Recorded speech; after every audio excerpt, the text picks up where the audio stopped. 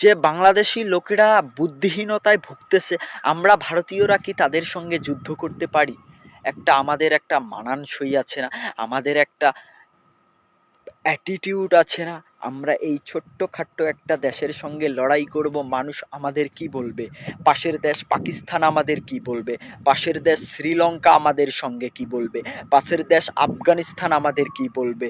আমাদের কি বলবে একবার ভাবতে পারছো? তাই আমরা বাংলাদেশকে ওই চোখে দেখি না, শত্রুর চোখে দেখি না।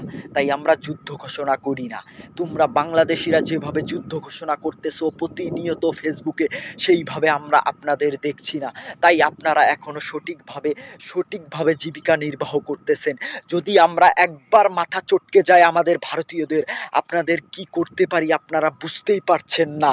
এটা আমরা ভারতীয়রা, আমরা সবসময় বুঝে শুনে একটা কাজ করি। আপনার